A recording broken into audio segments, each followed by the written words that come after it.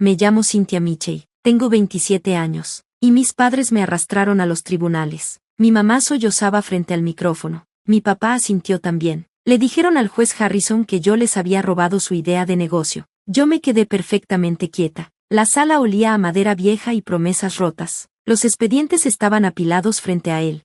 Mi abogada, Catherine Wells, se mantenía tranquila. Me advirtió que inventarían una historia de origen porque el descubrimiento revelaría lo que las palabras jamás podrían. El juez Harrison pasaba página tras página. Luego se detuvo. Levantó la vista lentamente. Leí sobre esta empresa en Forbes la semana pasada, dijo. Mi mamá se congeló a medio sollozo. Mi papá se tensó. En ese momento comprendí la verdad. Esto no se trataba de justicia. Se trataba de control. Antes de continuar, ¿desde dónde me escuchas hoy? Una cocina tranquila. Un coche estacionado o una habitación que finalmente es tuya. Esto es Ecos de Vida, y estoy aquí contigo. 7 meses antes, habían presentado la demanda en primavera. Querían el 60% del capital de mi empresa, no el control del dinero. Afirmaban que yo había robado su concepto revolucionario de software. Decían que lo habían financiado con sus ahorros para el retiro. Decían que yo era floja, que me creía con derechos. Una hija que desperdiciaba cada oportunidad.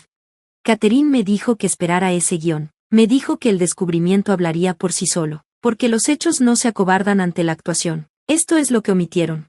Me he mantenido sola desde los 17 años. Al día siguiente de graduarme, papá me dio un ultimátum: consigue un trabajo, paga renta o vete. Me fui. Trabajé en comida rápida por las mañanas y en retail por las noches. Tomé clases de universidad comunitaria después de los turnos. Se negaron a llenar formularios de ayuda, así que pagué el precio en horas de trabajo.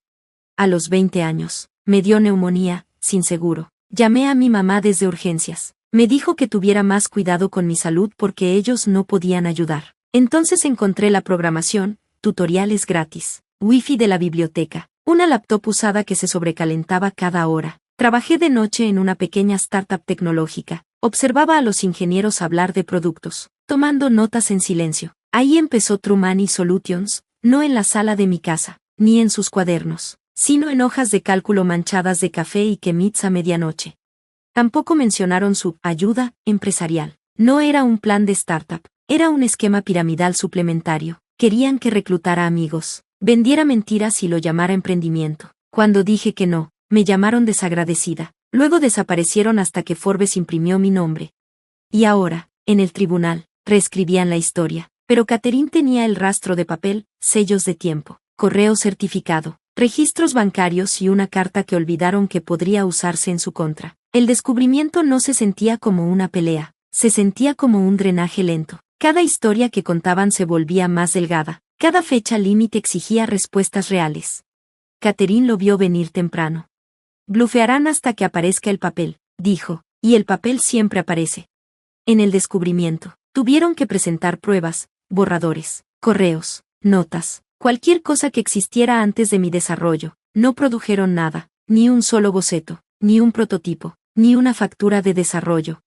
Así que cambiaron de táctica, contaban historias de servilletas, lluvias de ideas nocturnas, sesiones en pizarras familiares. Catherine pidió fechas y lugares. No podían ponerse de acuerdo. Mi mamá dijo verano, mi papá dijo invierno. Sus respuestas cambiaban bajo juramento. Luego intentaron otra estrategia. Dijeron que yo había falsificado todo, que había hackeado los sellos de tiempo. Catherine no debatió emociones, respondió con sistemas. Los registros de terceros no se preocupan por dramas familiares.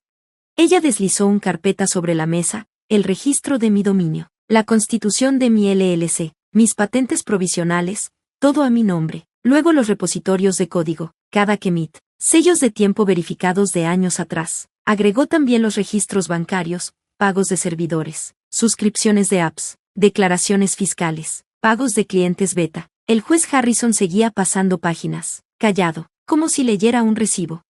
Luego se detuvo, se quitó las gafas y me miró directamente. Espera, dijo, leí sobre esta empresa en Forbes la semana pasada.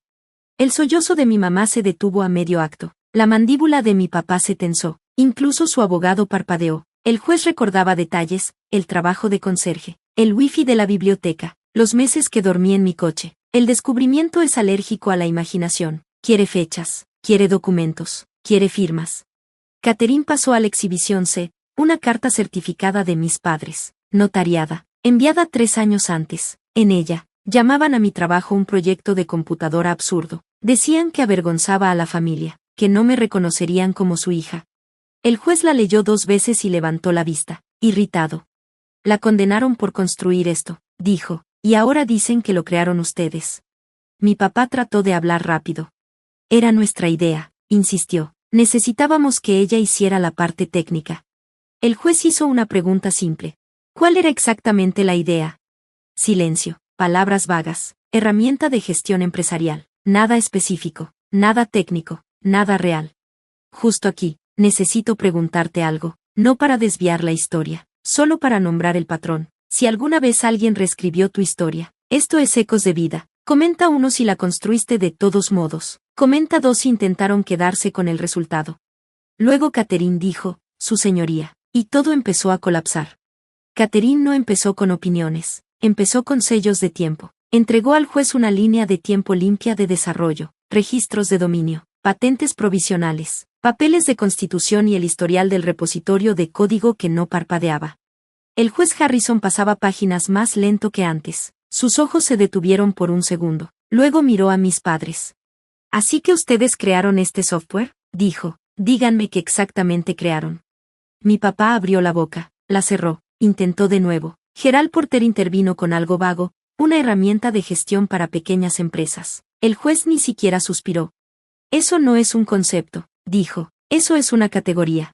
Se inclinó hacia adelante. Front-end o back-end. Silencio. ¿Lenguaje de programación? Más silencio. Algoritmo. Flujo de trabajo. Interfaz. Base de datos. Esquema. El pañuelo de mi mamá se congeló a medio movimiento. Ahí recordé el descubrimiento. 7 meses de ello. Tenían mi historial de HIT, mis documentos, mis contratos, mis recibos. En Ecos de Vida, lo llamo documentación sobre drama. Y el descubrimiento era toda documentación.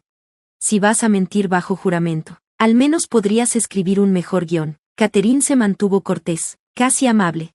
Su señoría, dijo, los demandantes también alegan que financiaron el desarrollo temprano. Deslizó mis estados de cuenta como evidencia, recibos de sueldo, declaraciones de impuestos, contratos de arrendamiento, un rastro completo que decía una cosa, estaba sola. Luego Catherine sacó un documento más, una carta certificada, notariada, enviada por mis padres. El juez la leyó línea por línea, su mandíbula se tensó. Era la carta donde me desheredaban, porque mi proyecto de computadora era absurdo, porque necesitaba un trabajo real, porque les daba vergüenza. La dejó sobre la mesa como si pesara algo. La condenaron por construir esta empresa, dijo, y ahora quieren el 60% de ella. Mi mamá empezó a llorar de verdad, no por arrepentimiento, sino por miedo. Mi papá trató de justificarse. Era nuestra idea, insistió, solo necesitábamos que ella lo construyera. La voz del juez Harrison se volvió cortante. Una idea no es propiedad intelectual, dijo, y la paternidad no es una sociedad de negocios. Gerald pidió un receso, su voz sonaba débil. El juez Harrison no se movió. No veo que cambia durante el receso, dijo, no han presentado evidencia creíble. Catherine no celebró, solo siguió avanzando con los hechos. Y hay más, dijo, después de la cobertura en Forbes, contactaron a mi clienta. Mi estómago se tensó, sabía lo que venía. Catherine levantó una carpeta delgada, una llamada telefónica grabada. Admisible en este estado, dijo, con el aviso correspondiente.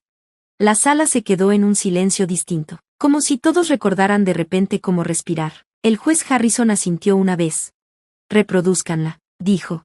Catherine conectó un pequeño altavoz. Un solo timbre resonó en la madera vieja, luego mi propia voz llenó la sala. Esta llamada está siendo grabada. La grabación terminó. La sala quedó congelada como si todos hubieran olvidado respirar. La dulce voz de mi mamá se había ido. La de mi papá estaba cortante y con aire de derecho, y mi voz sonaba más vieja de lo que me sentía. El juez Harrison no parecía impresionado, parecía ofendido, como si la mentira le hubiera hecho perder el tiempo. Se inclinó hacia adelante.